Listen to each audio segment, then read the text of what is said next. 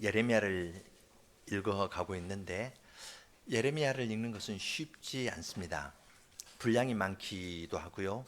또 그때의 구체적인 역사적 사실을 잘 모르기 때문에 누가 누구에게 어떻게 이야기하는지 그것 정확하게 아는 것이 쉽지는 않습니다. 그렇지만 그것보다 더 어려운 것은 우리의 생각과 좀 다른 것들이 있기 때문에 그렇습니다.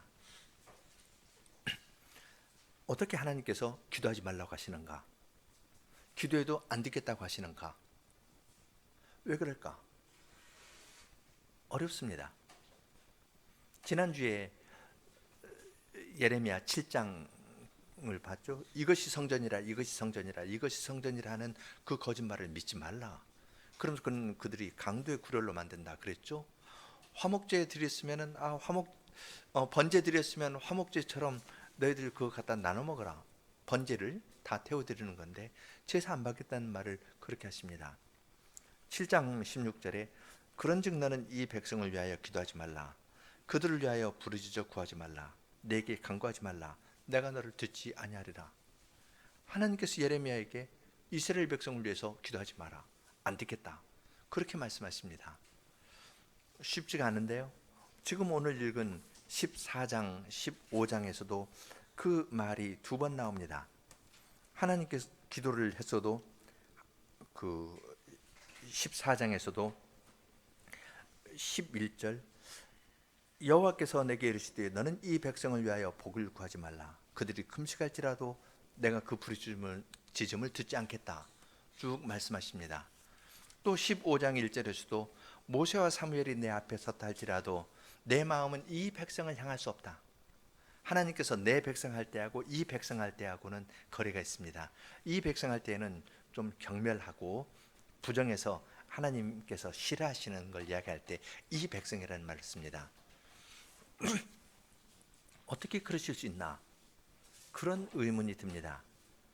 그런데 그것만이 아니고 그 말씀을 하신 다음에 하나님께서 내 딸, 내 처녀 백성의 상함을 인함이라. 내 눈에서 눈물이 흐른다.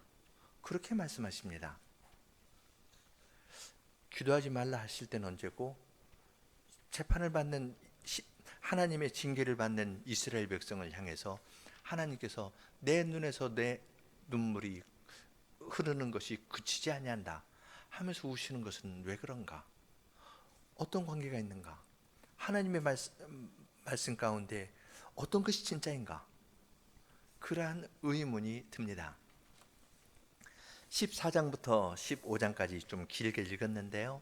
그것은 그들이 기도하는 것과 하나님의 응답, 기도하는 것과 응답하는 것들이 서로 두 번 반복되기 때문에 14장부터 15장까지 9절까지 함께 읽어야 전체적인 흐름을 잘 알 수 있습니다. 그렇지 않고 14장 뒤에 기도가 나오는데요. 그걸 빼놓고 15장부터 읽으면 무슨 말인지 알기 어렵습니다.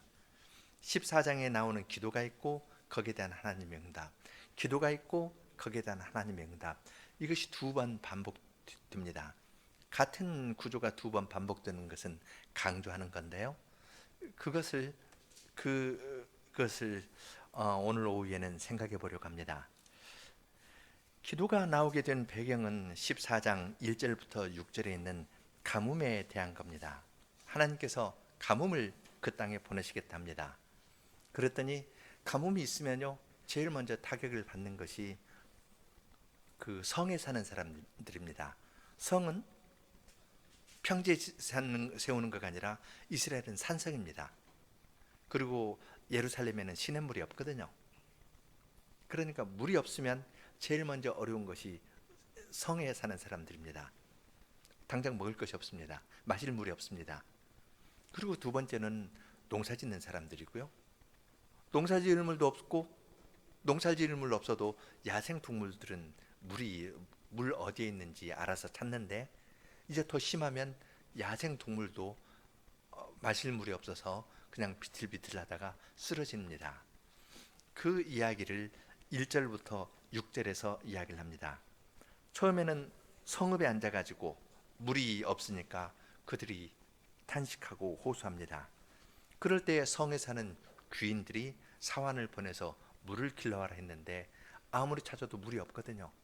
그러니까 그들이 빈 그릇 가지고 오면서 손으로 머리를 가립니다. 아이고, 이렇게 하면서 부끄럽다.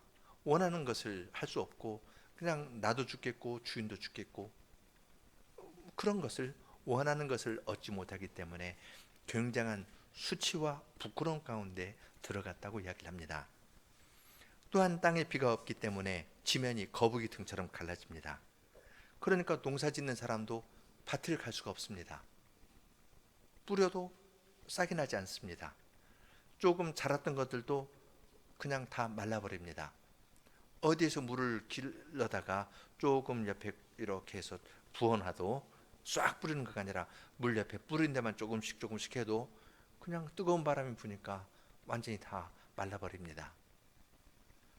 그런 걸 보면서 농부도 그냥 털썩 주저앉는 겁니다. 뿐만 아니라 들의 암사슴이 새끼를 낳아도 새끼가 먹을 이 새로운 풀이 없습니다. 연한 풀이 없고 또 힘 있는 들나귀도 자산 위에서, 자산은 민둥산인데요, 민둥산에 다녀도 아무리 봐도 민둥산이고 풀도 없고 마실 물도 없습니다. 그러니까 그것도 이렇게 하다가 눈이 그냥 희미해지고 비틀비틀하다가 툭 쓰러집니다. 툭 쓰러져서 죽게 됩니다. 이러한 큰 가뭄이라는 것은 하나님의 언약을 버린 나라에 대한 하나님의 심판입니다. 예레미야에서 중요한 구절이 예레미야 2장 13절인데요. 내 백성이 두 가지 악을 행하였나니 하나는 생수의 근원이 된 나를 버린 것과 둘째는 물을 저장하지 못할 터진 웅덩이를 팠다. 하나님께서 생수의 근원이 되셔서 그들에게 물을 주시고 공급하는데 이들이 하나님을 버렸습니다. 예레미야 2장 13절인데요. 물을 버리고 그 다음에 자기들이 터진 웅덩이를 팠습니다. 물을 저장하지 못할 웅덩이를 판 겁니다. 하나님을 버리고 자기 힘으로 문제들을 풀어가려 하니까 하나님께서 거기에 대해서 기근을 보내셨습니다. 그러니까 도시에 있는 귀인부터 시작해가지고 농사 짓는 사람, 그리고 들의 짐승들까지도 기근 때문에 거의 죽어가고 있습니다. 온 땅이 신음하고 있습니다. 그러한 때 기도하는 내용이 7절부터 9절입니다. 7절부터 9절의 기도의 내용은 참 좋은데요, 이제 누가 어떻게 기도하느냐, 누구의 말로 이해하느냐, 그것을 잘 알아야 될 겁니다. 우리 이야기를 하죠. 여호와여, 우리 죄악이 우리에게 대하여 증가할지라도 주는 주의 이름을 위하여 일하소서. 우리의 타락함이 많으니이다. 우리가 주께 범죄하였습니다 하면서 자기들의 죄를 이야기를 합니다. 우리가 누구일지 생각하면서 계속 읽어가는 겁니다. 이스라엘의 소망이시오 곤란 때의 구원자이시여, 어찌하여 이 땅에 거류하는 자같이 하룻밤 유숙하는 행인같이 하시나이까. 어찌하여 놀라 벙벙하는 자 같으시며 구원하지 못하는 용사 같으시니까. 여호와여, 주는 오히려 우리 중에 계시고 우리는 주의 이름으로 일컬음을 받는 자이오니 우리를 버리지 마옵소서. 하나님께서 너희가 나를 버렸다 말씀하셨거든요. 이 사람들이 우리는 주님의 이름으로 일컬음을 받는 백성이니까 우리를 버리지 말아 주십시오, 그렇게 이야기를 합니다. 죄에 대한 고백이 7절에 나오는데요, 강조점은 9절, 10절 하는 데에서 자기들의 문제를 풀어달라는 것이 조금 더 강조되고 있는 걸 봅니다. 죄에 대한 고백들이 있는데요, 우리가 죄 이름으로 불림을 받는데 왜 행인처럼 그냥 지나십니까? 구원하지 못할 용사처럼 지나십니까? 우리를 구원해 주십시오. 그러한 거기에 뒷부분의 말을 하려고 이제 자기들의 죄를 이야기하는 것이 조금 더 많은 듯합니다. 우리 그렇게 이야기를 했거든요. 12절에 그들이 금식할지라도 내가 그 부르짖음을 듣지 아니하겠고 번제와 소제를 드릴지라도 내가 그것을 받지 않겠다, 이렇게 말씀하신 것을 보면은 여기 우리는 백성들이 하는 기도입니다. 백성들이 하나님께 부르짖었거든요. 금식하고 제사를 드리면서 우리는 죄를 지었습니다 하면서 번제도 드리고 소제도 드렸습니다. 소제는 곡물로 드리는 건데요, 먹을 것이 없는 그한테 기근 때 소제를 드리거나 번제를 드리는 건 상당한 희생을 하는 겁니다. 그런데 하나님께서 그렇게 기도를 했는데 19절에서 10절에서 이렇게 말씀하십니다. 그들이 어그러진 길을 사랑하여 그 발을 금하지 아니하므로 나 여호와가 그들을 받지 아니하고 이제 그들의 죄를 기억하고 그 죄를 벌하리라. 하나님께서 지적하시는 건 사랑이라는 단어를 씁니다. 그들이 우리가 주님께 죄를 지었다 했는데 하나님께서 보실 때에는 우리가 죄를 지었다고 고백하는 그 사람들 마음 가운데 어그러진 길을 사랑하고 있는 겁니다. 하나님을 마음을 다해서 사랑하는 것이 아니라 이 말이 의미하는 것처럼 우리는 죄 지었습니다. 용서해 주십시오. 주님께서만 우리를 도와주실 수 있습니다. 그렇게 하면서 마음으로 하나님을 사랑하는 것보다는 어그러진 길을 사랑하면서 어려운 일이 있으니까 이 문제 풀려고 하나님께만 구한다고 하나님께서 말씀하십니다. 하나님께서는 멀리 계시면서도 우리의 앉고 일어섬을 아시고 내가 어떤 말을 하기 전에 내 마음이 어떻게 움직이는지 내 마음을 나보다도 더 잘 아시는 분이십니다. 말로만 보면 7절, 8절, 9절 참 아름답지 않습니까? 그런데 하나님께서는 너는 나를 사랑하는 것이 아니다. 너는 어그러진 길을 사랑하고 있다. 그렇게 말씀하시면서 예레미야에게 너는 저 백성을 위해서 기도하지 마라. 백성들이 기도했는데 하나님께서 저 백성을 위해서 기도하지 마라. 그들이 금식해도 내가 듣지 않겠고 번제와 소제 드릴지라도 내가 받지 않고 기근뿐만 아니라 칼과 기근과 연병으로 그들을 멸할 것이다. 그렇게 말씀합니다. 지금은 기근만 있거든요. 물이 없어서. 그런데 기근만이 아니라 칼과 기근과 연병입니다. 이것을 이 세 가지가 한꺼번에 있는 장면을 생각한다면 어떤 것을 생각할 수 있을까요?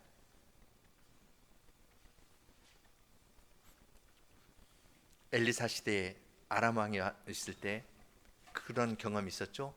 외국 군대가 빙 둘러싸고 있으니까 그 안에서 당나귀 머리 하나가 굉장히 비싸게 되고 자기 자식 잡아먹고 그랬죠. 기근이 있는 겁니다. 보통 기근이 아니라 포위되기 때문에 칼과 기근이 함께 오는 겁니다. 하나님 칼이로 이렇게 빙 둘리니까 거기에 기근이 있고요. 그 다음에 병이 연병 도는 겁니다. 그래서 죽습니다. 지금 칼과 기근과 연병이라는 것은 포위되었을 때 느부갓네살이 예루살렘을 포위했을 때 이런 현상이 발생했습니다. 내가 그러한 방식으로 이들을 멸할 것이다. 자연의 기근만이 아니라 더 큰 재난을 그들을 위해서 마련해 놓겠다고 이야기를 합니다. 그때 예레미야가 거짓 선지자들의 말에 대해서 이야기를 합니다. 주 여호와여 보시옵소서, 선지자들이 그들에게 이르기를 너희가 칼을 보지 아니하고 기근은 너희에게 이르지 아니할 것이라. 여호와께서 이곳에서 너희에게 확실한 평강을 주실 것이다. 선지자들이 예레미야가 이야기를 하는데요, 지금 선지자들은 칼 오지 않을 것이고 기근이 오지 않을 것이고 하나님께서 너희들에게 확실한 평강을 주시겠다, 샬롬을 주시겠다, 확실한 샬롬을 주시겠다고 이야기를 한다고 말하는 겁니다. 그러니까 여호와께서는 그들은 거짓 예언자라고 이야기를 합니다. 내 이름으로 거짓 예언한다.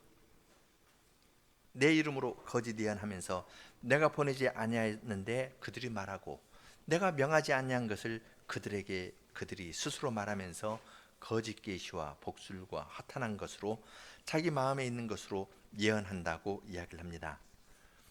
이렇기 때문에 하나님께서는 이러한 예언자들에게 먼저 칼과 기근을 보내서 그들을 멸절시키겠다고 합니다. 또 그러한 예언자의 거짓 예언자의 말을 듣는 사람들이 있습니다. 거짓 예언자의 말을 듣는 사람들을 향해서도 하나님께서 칼과 기근으로 그들을 멸하시겠다고 이야기를 합니다. 이렇게 심판을 선언하신 하나님께서 17절에서 이렇게 말씀하십니다. 너는 이 말로 그들에게 이르라. 내 눈이 밤낮으로 끊치지 아니하고 눈물을 흘리리니 이는 처녀딸 내 백성이 큰 파멸 중한 창상을 인하여 망함이라.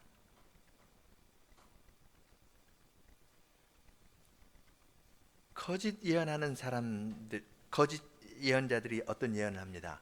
그건 거짓 예언을 듣기 좋아하는 사람들이 있기 때문이거든요. 그러니까 거짓 예언자들에 대해서 하나님이 심판하신다 했습니다. 또 거짓 예언자의 말을 듣는 사람에 대해서도 하나님이 심판하신다 했습니다. 심판을 선언하신 다음에 하나님께서 백성에게 이 말도 하라 합니다. 내 눈물이 밤낮 끊치지 아니하고 눈물을 흘리니 내 처녀딸 내 백성이 큰 파멸 중한 창상을 인하여 망하기 때문이다. 하나님께서는 시온을 처녀딸로 삼으셨습니다. 처녀딸로 그의 순수한 사랑을 바라고 순결한 사랑을 처녀딸에게서 바랐던 겁니다. 사랑하는 백성으로 삼으시고 그를 지으신 시온을 지으신 하나님은 나는 너를 지은 자요 내 남편이라 이렇게 말씀하시면서 시온에 대한 사랑을 나타내십니다. 그런데 그 처녀딸이 유린되는 겁니다. 죽고 유린되고 없어지게 됩니다. 그러니까 하나님께서 우시는 겁니다. 여기서도 밑에 흐르고 있는 건 사랑입니다. 이스라엘 백성들이 하나님께 멋있는 종교적인 언사를 써서 사랑했지만 하나님께서는 그들은 거짓된 것을 허탄한 길을 사랑한다. 그들의 기도는 듣지 말아라. 내가 그들의 기도를 듣지 않을 것이고 그들을 위해서 기도하지 마라 했습니다. 그들의 거짓된 사랑을 하나님께서는 보시면서 내 백성, 내 딸 처녀가 망하고 있다. 하나님께서 이스라엘 백성에게 원하는 것은 그들의 순결한 사랑이었던 겁니다. 그러나 그들이 거짓 예언자의 말을 듣고 좋아하고 그쪽으로 가기 때문에 심판하십니다. 심판하시지만 하나님께서는 우십니다. 그 백성의 처녀딸 내 백성의 중한 창상을 생각하면서 하나님께서 우시면서 징계하는 모습을 그들에게 보여주십니다. 왜 그러실까요?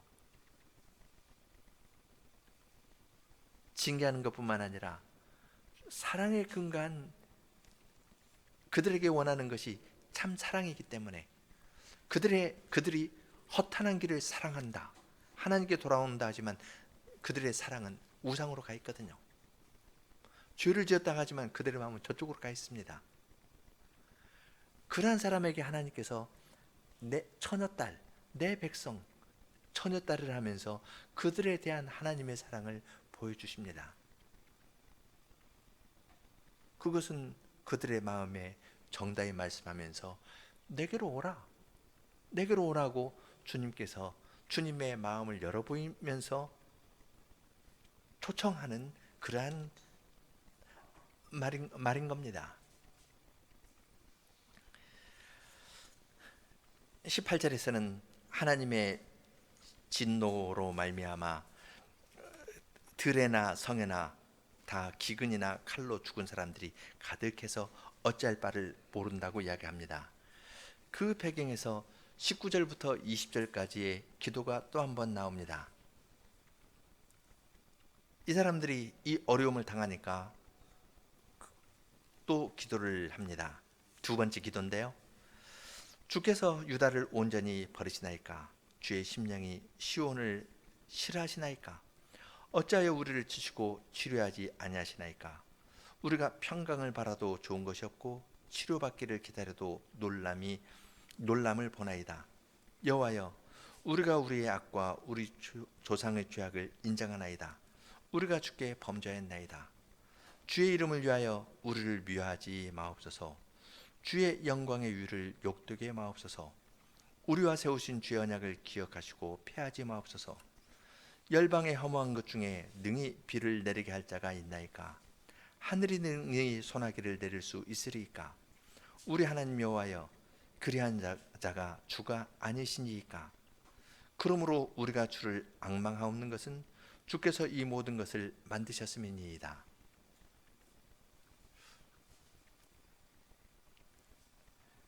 하나님에 대한 이 표현들이 정확한지, 또 여기에 표현되어 있는 그들의 마음이 무엇인지 살펴볼 필요가 있습니다. 표면상으로 보면은 그들은 하나님의 이름을 위해서 기도하고 하나님의 언약을 이렇게 호소해서 기도를 합니다. 마치 모세가 금송아지 만든 백성을 위해서 기도할 때 아브라함과 세운 언약을 의지해서 기도하고 여호와의 이름을 들어서 기도한 것처럼 그들도 그렇게 기도합니다. 그렇지만 모르는 것이 있습니다. 하나님께서는 처녀딸 내 백성의 파멸을 인해서 내가 눈물을 흘린다. 주님의 사랑을 보여주시고 말씀하셨습니다. 그런데 이들은 주의 심령이 시온을 싫어하시나이까? 하나님께서 사랑을 보여주셨는데, 사랑하기 때문에 사랑하는 자녀를 징계하시는 것이었는데, 이스라엘 사람들은 왜 우리 싫어하시나요? 이렇게 이야기를 합니다. 왜 우리를 치시고 치료하지 않습니까? 우리가 우리의 죄를 인정해 줍니다. 인정합니다. 그런데 지금 여기 바알이라는 말은 안 했는데요. 이들이 바알이 비의 신이라 해서 바알을 섬겼거든요. 그런데 바알이라는 말을 하면은 하나님께서 싫어하실 것 같아서 그런지 바알이라는 말 뺍니다. 하나님밖에 비 내릴 자 없지 않습니까? 우리에게 비 주십시오. 그것이 기도 결론입니다.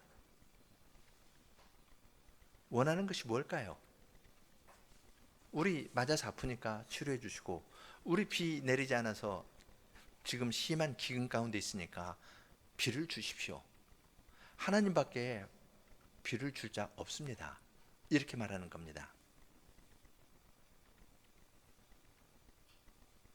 하나님의 이름을 쓰고 언약이라는 말을 쓰고 하나님의 이름을 위해서 기도하지만 이 기도 속에 그들의 생각은 근본적으로 바뀌지 않은 것을 알 수 있습니다.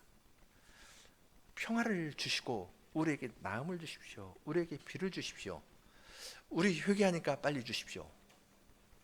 그겁니다.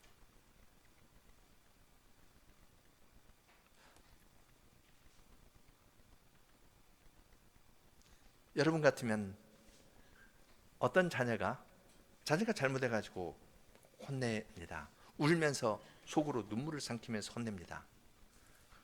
그런데 아버지는 왜 나만 혼내요? 왜 저 동생은 안 혼내고 왜 나만 혼내요? 나 미워하는 거 아니에요?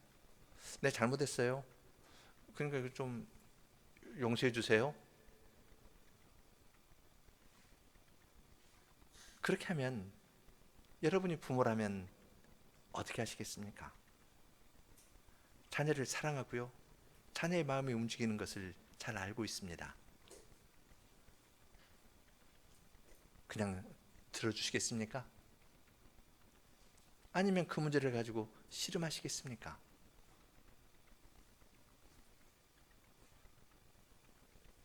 하나님께서 씨름하시는 문제가 바로 그 지점입니다. 징계를 받아도 하나님께 마음을 들이지 않습니다. 마음으로 하나님을 사랑하는 것가 아니라 사랑하는 것은 허탄한 거 사랑하고, 지금 어려우니까 이 어려운 것 좀 풀어달라고 이야기하는 겁니다. 그리고 하나님의 거룩한 이름을 들어서 기도하고 있습니다. 말하자면 3계명 어기고 있는 겁니다.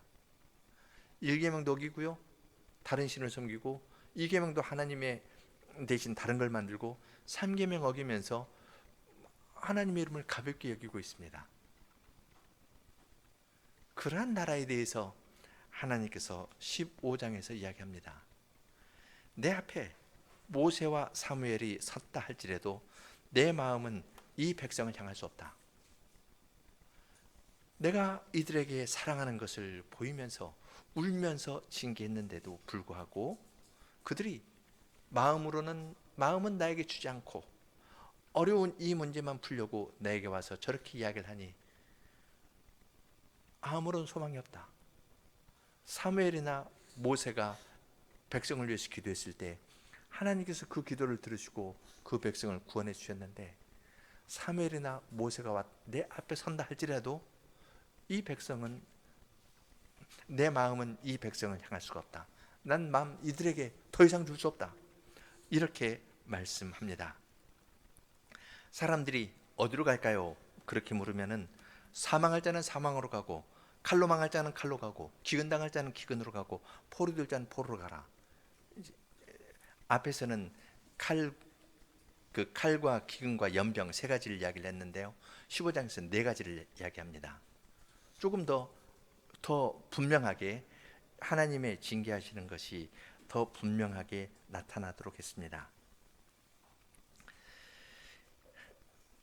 13절에서도 그러죠. 내가 네 가지로 벌할 것이다. 죽이는 칼, 찢는 개, 삼켜 멸하는 공중의 새, 땅의 짐승으로 그렇게 할 것이다 하고 이야기를 합니다. 그리고 이 백성의 죄는 히스기야의 아들 므낫세의 이 죄가 여전히 있고 깊고 사람들이 그 죄에서 벗어나지 않고 있기 때문에 그 죄에 대해서 하나님이 심판하시겠다고 이야기합니다. 내가 너희의 기도 들어주지 않겠다. 형벌하겠다. 그런데 그렇게 말씀하신 하나님께서는 또 그들의 마음에 호소하면서 묻습니다. 5절, 예루살렘아, 너를 불쌍히 여길 자 누구냐? 너를 곡할 자 누구냐? 돌이켜 너의 평안을 물을 자 누구냐? 예루살렘에 대해서 불쌍히 여긴 분 누구였습니까? 내 눈에 눈물이 마르지 않는다 하면서 예루살렘을 위해서 애고간 자가 누구였습니까? 거짓된 평안을 선지자들이 전하지만 그들에게 참 평안을 전해주는 자는 누구였습니까? 여호와께서 이스라엘 백성에게 묻습니다. 내가 너희를 불쌍히 여기고 내가 너희를 위해서 애통하고 있고 내가 너희에게 참 평안을 주려 하는데 왜 나에게 관심이 없느냐? 그렇게 이야기합니다. 그들이 여호와를 버린 점을 정확하게 지적해냈습니다.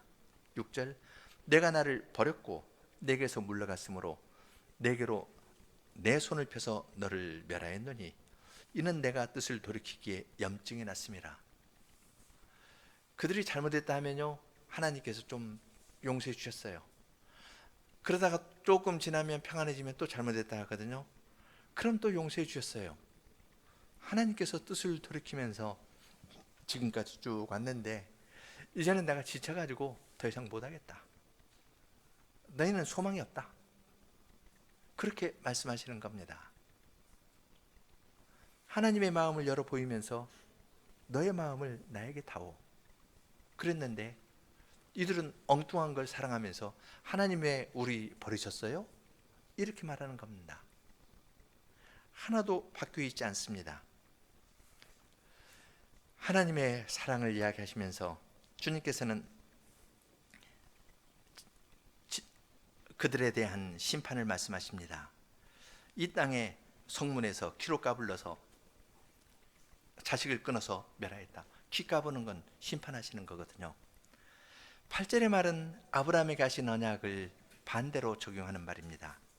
과부가 내 앞에 바닷모래보다 더 많아졌느니라. 하나님께서는 아브라함에게 너의 씨가 바다의 모래처럼 하늘의 별처럼 많을 것이라 했는데 그 용어를 과부가 그처럼 많을 거라고 이야기합니다. 그 말은 자식이 없다는 겁니다. 자식이 없어서 7 자식을 생산한 여인이 쇠약하여 기절한다. 어떤 중년의 여인요, 7 자녀를 놓고 평안하게 아이들과 잘 지내고 있는데 7 자녀가 한꺼번에 사라집니다.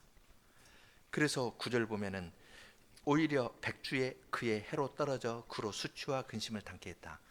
중년이니까 아직 그의 해가 살아있거든요. 아직 살 해가 많습니다.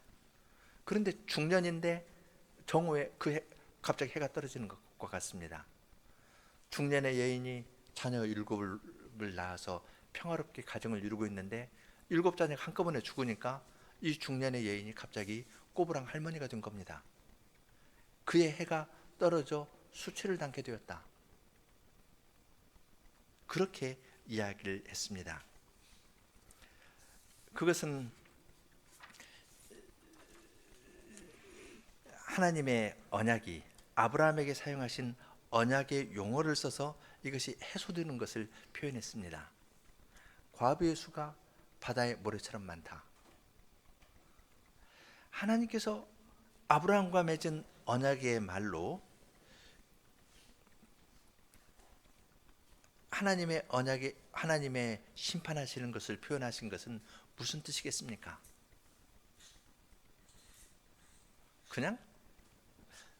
그냥 니네들 꼴도 보기 싫으니까 다 없앤다.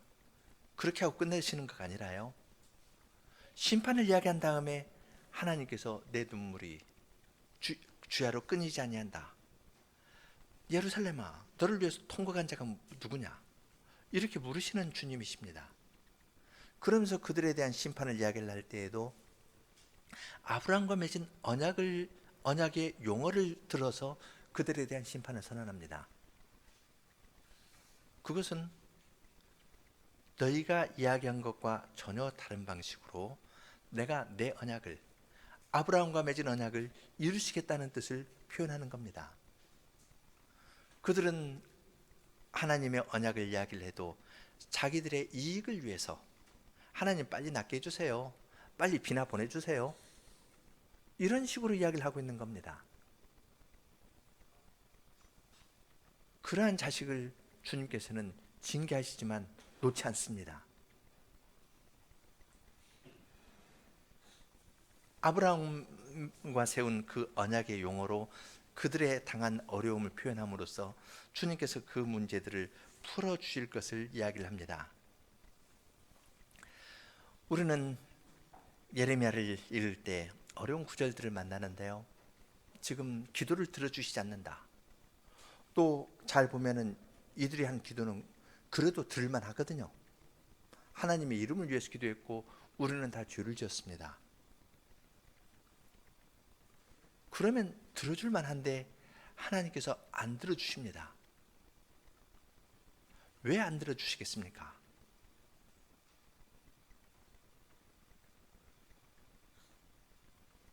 안 들어주시는 것은 그들이 하나님께 마음을 주지 않고 허탄한 것을 사랑하기 때문에 그렇습니다.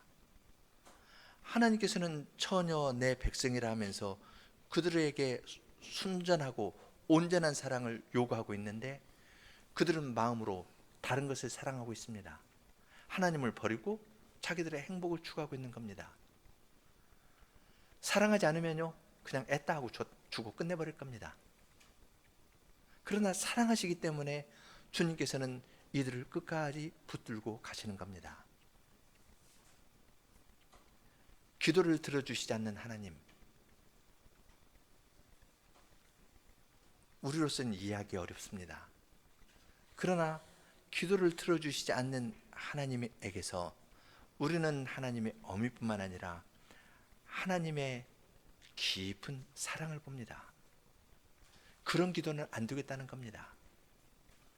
그런 기도 아니고 다른 기도를 드려라.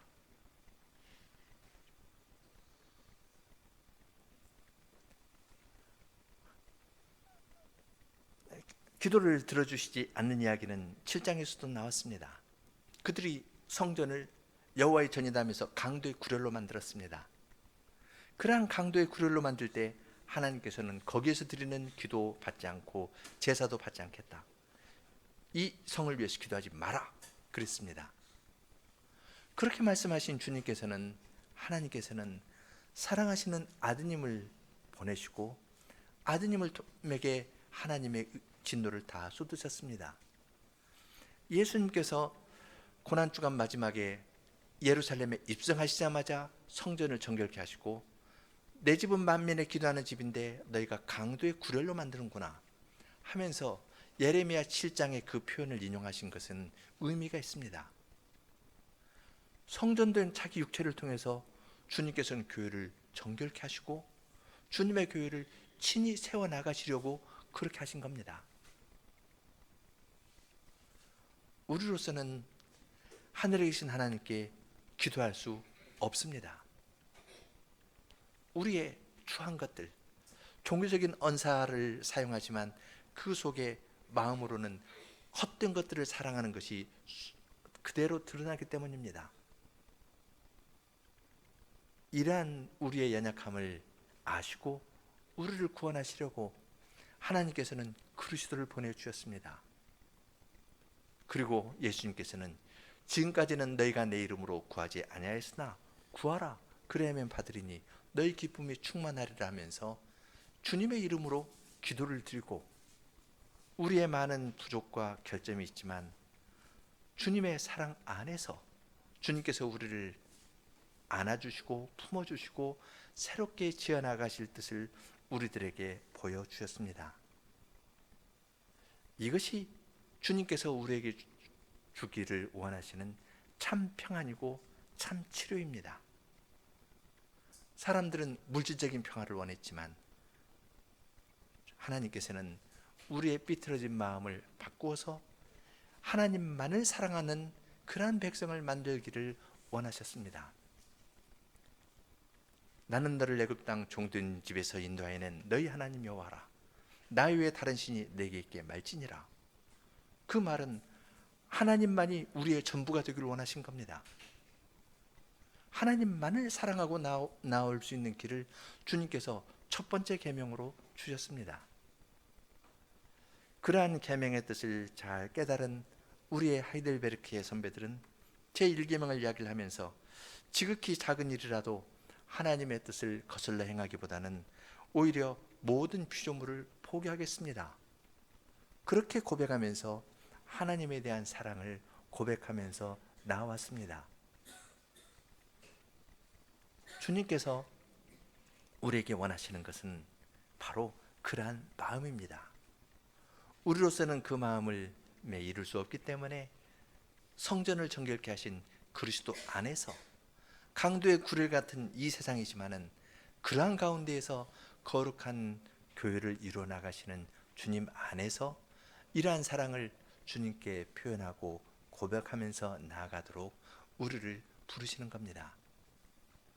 이러한 복음의 비밀을 깨달으면 예레미야를 읽는 것이 아주 어렵지는 않습니다.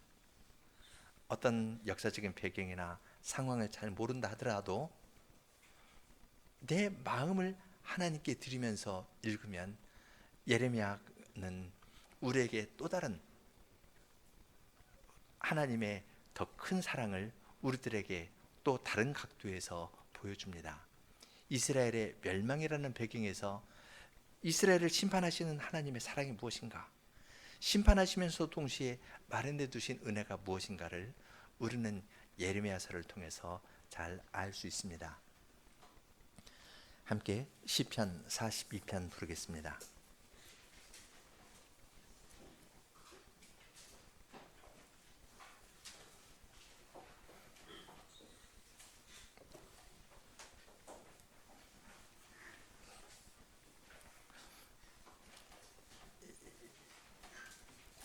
(1절) (2절) 부르고 간주하고 (3절) 부르겠습니다.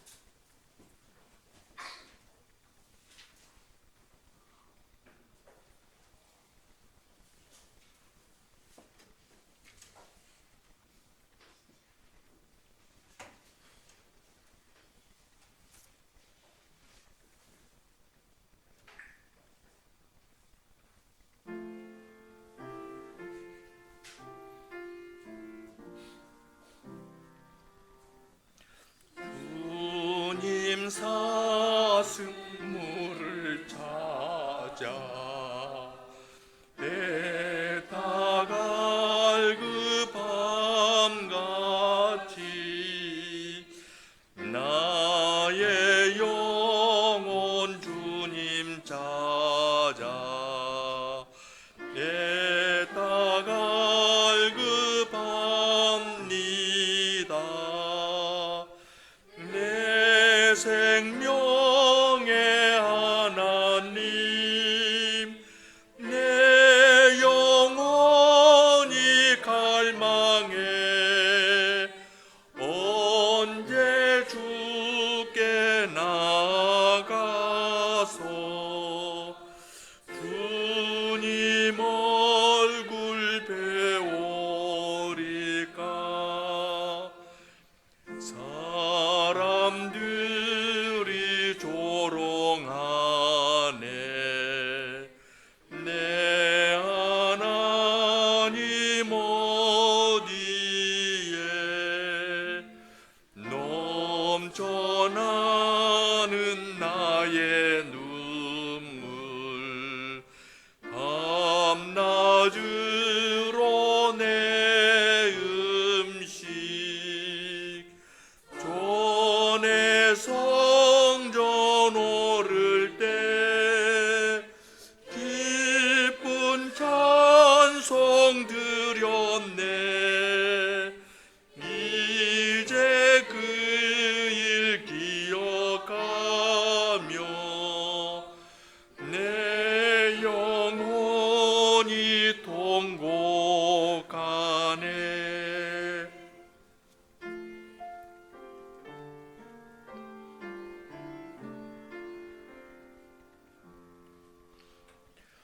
내 영혼아 어찌하여 낭망하여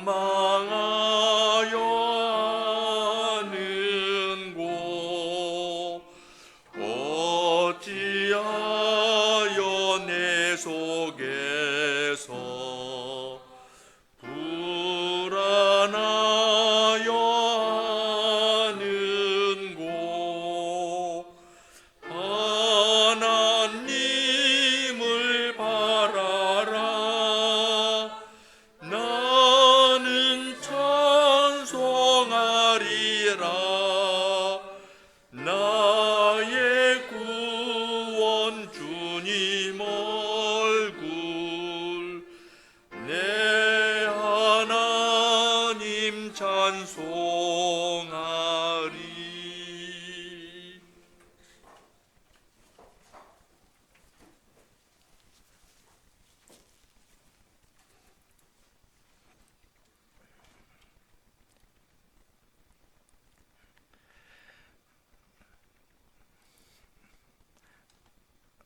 사랑의 하나님 아버지, 저희에게 주님의 말씀을 통하여 주인에 대한 주님의 거룩한 사랑을 깨닫게 해주셔서 감사합니다.